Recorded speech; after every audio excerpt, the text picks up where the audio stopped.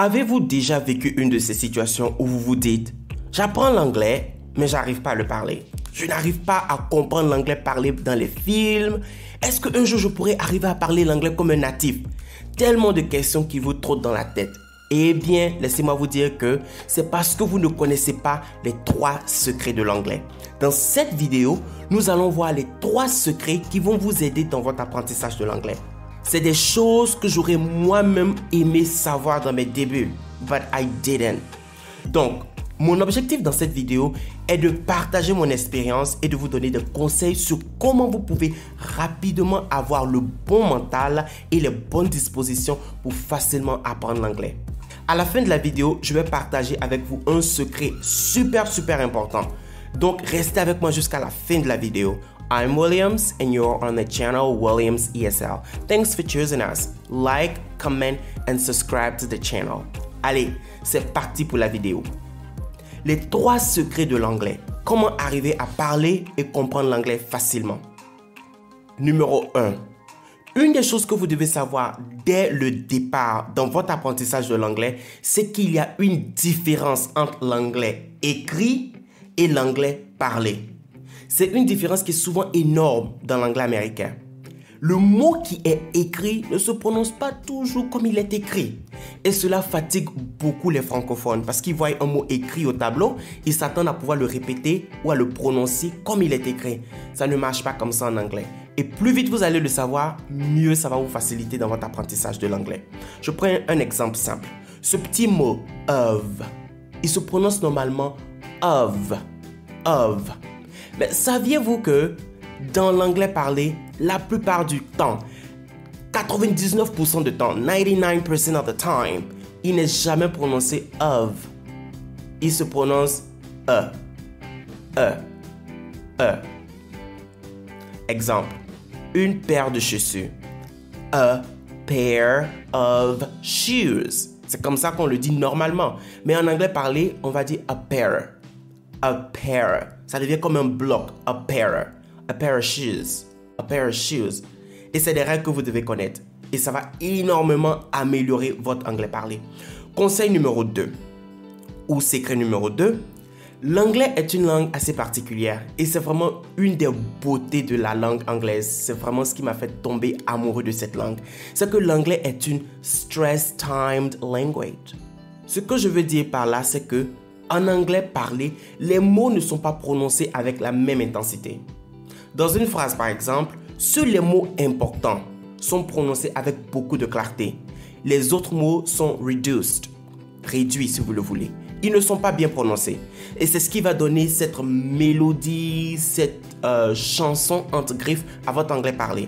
Vous voyez, je vous donne une image. C'est un peu, quand vous parlez l'anglais, c'est un peu comme un surfeur qui glisse sur les vagues. Il monte, il descend, il remonte, il descend. Sauf que dans votre bouche, les vagues sont les mots. Il y a certains mots qui seront prononcés plus fortement, avec intensité, et d'autres mots qui seront prononcés moins fort, avec moins d'intensité. Je sais que vous allez vous demander maintenant, oh, Williams, quels sont donc les mots qui sont prononcés clairement et quels sont les mots qui ne sont pas? De façon générale, les mots qui sont prononcés clairement sont les noms, les adjectifs et les verbes. Ils sont prononcés clairement, alors que les mots comme les articles, les pronoms, ils sont glide over. On glisse là-dessus rapidement. Donc, la prochaine fois que vous écoutez une personne, de préférence un natif parler l'anglais, prêtez attention. Voyez comment il glide over. Voyez comment il monte, il descend sur les mots. Ne vous attendez pas à être capable d'entendre tous les mots de façon équitable. It doesn't work like that. And if you're waiting for that, you're wasting your time. Si vous vous attendez à comprendre tous les mots de façon équitable, vous perdez votre temps. Ça ne va jamais être le cas parce que c'est pas comme ça que l'anglais fonctionne. Je vous donne un exemple. Cet exemple va illustrer mon premier point et mon deuxième point. Prenons cette phrase. The boys are getting in and out of trouble. Donc, chaque mot est prononcé clairement. En anglais parlé, on ne va pas prononcer chaque mot clairement comme ça. Mais saviez-vous qu'en anglais parlé de façon naturelle, les mots qui seront accentués dans cette phrase sont boys, getting et trouble. The est un article, on va le laisser. Are est un helping verb ici. Il n'est pas vraiment le verbe principal. C'est comme un auxiliaire. Donc, il ne sera pas prononcé are. Il sera prononcé er. In va être prononcé n. End va être prononcé n. Out of va être combiné et devenir outer. C'est juste comme ça que l'anglais fonctionne. Je ne sais pas comment vous expliquer, mais c'est vraiment comme ça. Et c'est des secrets que vous devez comprendre. Donc, cette phrase en anglais parlé, si je cause avec quelqu'un et que je veux lui dire cette phrase, je vais dire The boys are. The boys are. The boys are. Je descends, getting. Je remonte, in and out of. In and out of. Je descends, in and out of. Trouble. Je remonte et je redescends. Effectivement, à la fin de la phrase. Le dernier mot d'une phrase en anglais est prononcé avec clarté, puis on redescend. The boys are getting in and out of trouble. The boys are getting in and out of trouble. That's it. The boys are getting in and out of trouble. C'est comme ça qu'on prononce cette phrase. Ok, passons au secret numéro 3. Le secret numéro 3, c'est qu'il y a des liaisons qui sont faites en anglais. Pas seulement en français, les liaisons existent aussi en anglais. J'ai l'impression que certains apprenants de l'anglais ne savent pas qu'il y a des liaisons qui sont faites. Et laissez-moi vous dire que de la même manière qu'en français, un mot s'emboîte dans l'autre, de cette même manière en anglais, les liaisons sont faites. Et en anglais, les liaisons sont vraiment crazy. On a liaison qui est faite entre voyelle à voyelle, consonne à consonne, consonne à voyelle. Je ne sais pas si vous arrivez à comprendre ce que je dis. Et ce sont des petites règles vraiment qu'il faut connaître, qui vont énormément changer votre parler et énormément vous aider à comprendre quand des personnes parlent anglais. Par exemple, to go out. Je prends cet exemple, to go out. Go out. Go, c'est une O et une voyelle. Out, O et une voyelle. Et il y a une liaison qui doit être faite là. C'est pas go out, c'est go out. Go out. Vous voyez une sorte de W, si je peux m'exprimer ainsi, qui vient se mettre dedans. Go out. Go out. Et on fait la liaison comme ça en anglais. Par exemple, he wants to go out.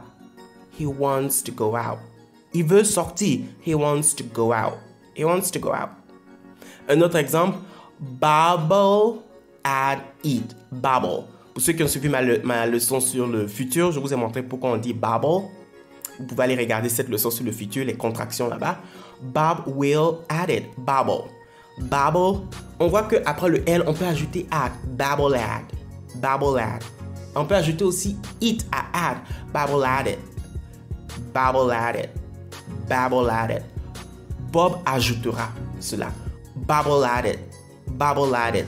Et tout cela peut être prononcé comme un seul bloc et ça peut être difficile à comprendre. Mais laissez-moi vous dire que si vous connaissez déjà ces secrets et si vous avez cela en tête, ça va énormément vous aider dans votre apprentissage. Vous n'allez pas être là tout le temps à vous dire je ne peux pas parler, je n'arrive pas à comprendre. C'est juste que vous ne connaissez pas les bonnes règles. Et ici à Williams ESL, nous allons nous assurer de vous donner toutes ces petites règles qui vont vous aider énormément dans votre anglais parlé.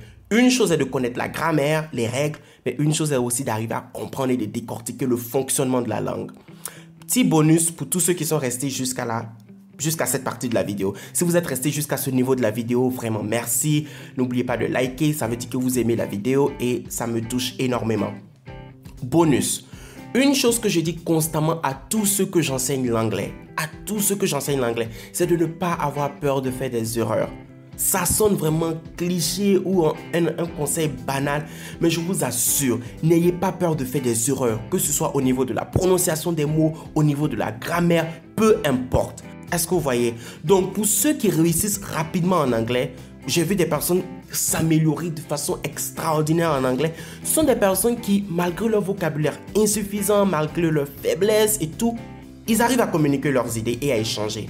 Après tout, l'anglais est une langue de communication, c'est pour échanger. Ils arrivent à comprendre, ils arrivent à faire passer un message. Ils n'ont pas peur de se jeter à l'eau et de parler.